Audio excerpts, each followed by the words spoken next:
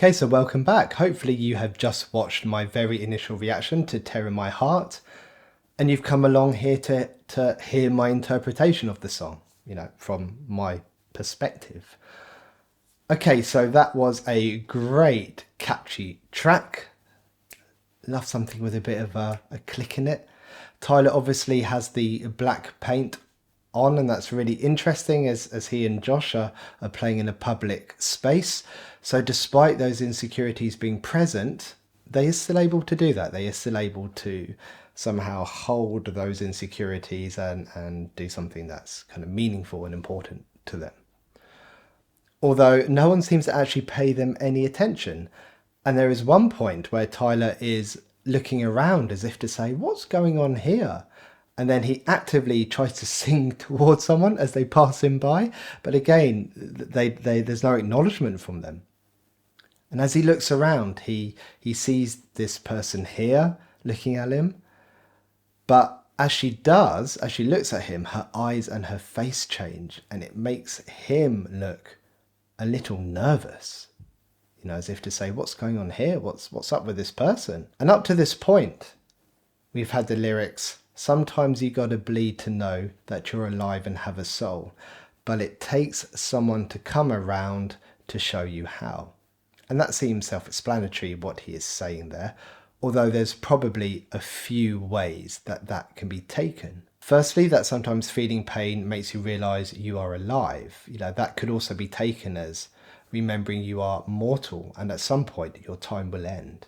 Or it could be taken that if you are perhaps experiencing nothing and are emotionally numb, then feeling something such as pain could be better than nothing, because at least you're feeling something. And I think I can make a loose connection here between the fact that the things that cause you the most pain are the things that are also the most meaningful to you. And you can't separate those two positions. Like two sides of a coin, pain on one side, something meaningful for you on the other. They come together and you can't get rid of either side without giving away the whole lot. And then we have the chorus, she's a tear in my heart, I'm alive. She's the tear in my heart, I'm on fire. She's the tear in my heart, take me higher than I've ever been. So this is the pain. This is what is causing him to metaphorically bleed. This woman is the tear in his heart. That is so important to him. It makes him feel alive, makes him feel like he is on fire and takes him higher than he has ever been. Then we get these fantastic lines. The songs on the radio are okay, but my taste in music is your face. And I don't know why, but that line kind of really tickles me. Next time when someone asks what sort of music I like, I might just say, your face, and see what their response is. I'm not sure what he means by this though, but I'm taking away something to do with songs on the radio being quite generic, popular to a wide range of people, because that's the purpose of radio, to push mainstream music and to sell it. And so it sounds okay, but Tyler here is singing about whoever is causing a tear in his heart. She is kind of unique to him. Something such as music to Tyler is obviously very personal, and he has his own unique taste in terms of what he likes, what he thinks is beautiful. And so for him, he is saying her face is what he likes and is beautiful. And when we have a taste in music, that's what we tend to listen to. So perhaps here he is spending a lot of time thinking about this person. And when he goes on to say, it takes a song to come around to show you how, I don't think he means an actual song. I think he means the person with the face that he is referring to. And between this and the bridge, we continue to see people focusing on Tyler. And as he looks at them, their eyes grow wider and their faces kind of morph and change. It even happens to that big dragon. And then we have this really cool bridge, which just makes you want to finger click all the way through it. And we hear yet another reference to cars. You fell asleep in my car. I drove the whole time. but that's okay. I'll just avoid the holes so you sleep fine. And the previous links to cars have been Car Radio and Heavy Dirty Soul, where they are both representative, I think, generally about Tyler's thoughts and what's in his life and who has control. Loosely, those kind of things. This is from memory. So perhaps he is saying that now this person is in his life. He has a little more control and he is able to avoid some of the obstacles that have previously been thrown at him. So maybe he is emotionally in a better place with her.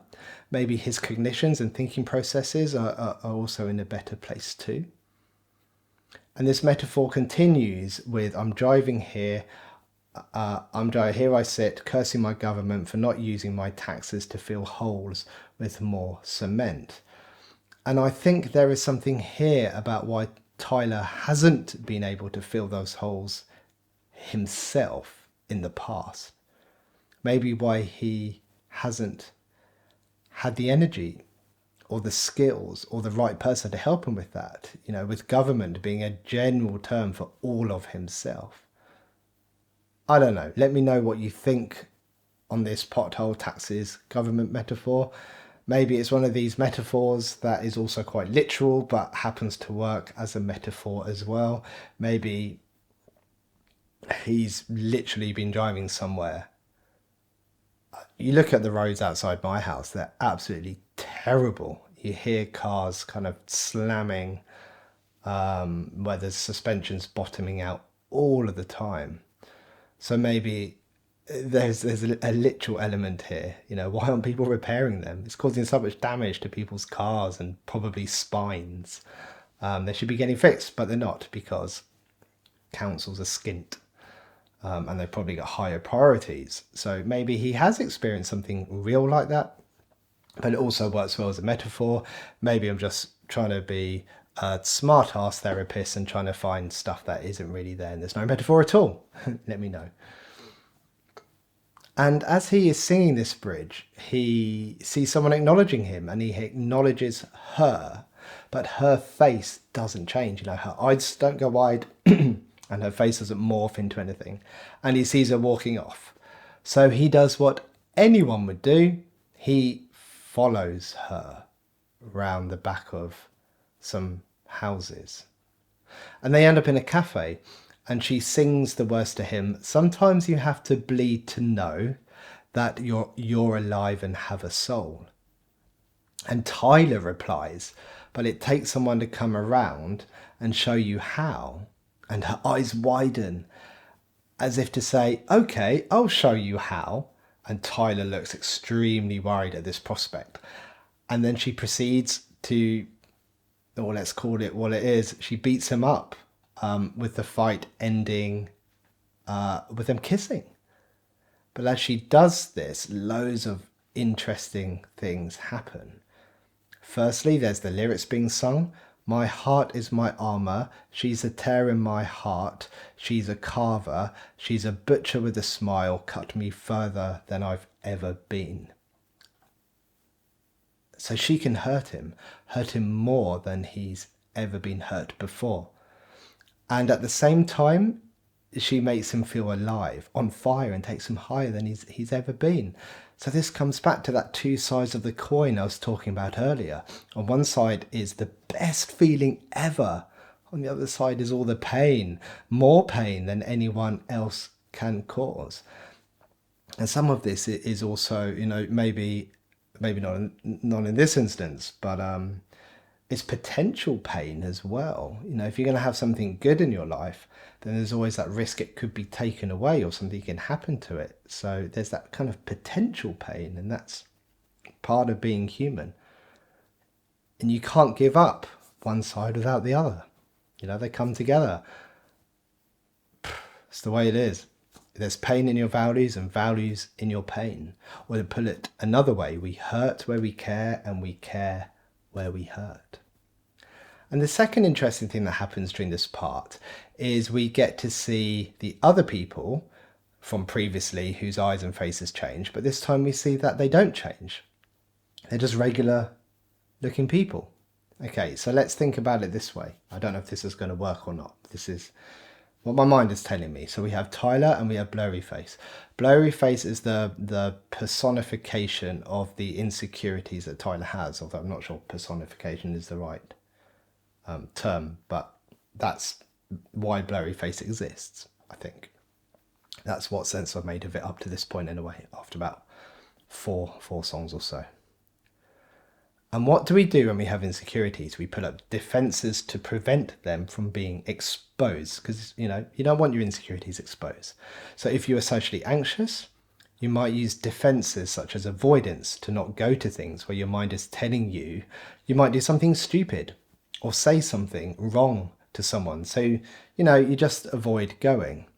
And especially in social situations, our minds are threat detecting machines. So it throws up thoughts like, am I fitting in, or am I going to fit in?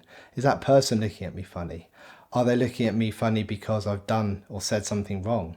Oh gosh, what is it? Why are they looking at me? Is it my hair? Is it my clothes? Am I being too serious? Am I trying too hard to be funny? And as our anxiety builds, you get more of these thoughts. And now your thinking brain is turning off as you enter fight or flight, and it spirals into either an escape strategy or some kind of freeze response. And then once you kind of get out of that situation or get out of that context or escape, your mind goes, told you shouldn't have gone. Next time, let's not bother. And that is then reinforced. So I think this was Tyler's mind prior to meeting this person. It was heavily influenced by Blurry Face. That's why she says the line, sometimes you have to bleed to know that you are alive. You have to feel some pain. You have to be willing to feel some discomfort and unpleasantness in order to go to those situations that your mind is telling you not to. So it's like she's saying, sometimes you have to bleed to know that you are alive. So I am going to beat Blurry Face out of you. She's not fighting Tyler. She's fighting his defenses of not allowing him to feel pain. So she's essentially fighting Blurry Face. And as she does this, Tyler gets more tolerance to pain and discomfort. He starts having elements of acceptance regarding his willingness to tolerate discomfort. And that allows him to see people as just people and not people relentlessly judging him. And as he has a bit of a breakthrough with that, it ends with a kiss. I feel like I've gone on a massive tangent there, but I hope that made some sort of sense. I've tried to look at this from a functional analysis perspective, because that's kind of what I do with people in my practice. Try to understand reasons for things, like functions of things, the whys of things. So that's what I've done here, but I think it's given me a bit more insight and this interesting perspective on kind of the function of Blurry Face and what it provides Tyler, because it makes loads of sense. I think that's it. I hope you liked this one. I certainly did. See you in the next 21 pilots coming up soon. Subscribe if you want to know when that one's coming up. Take care, everyone. Goodbye.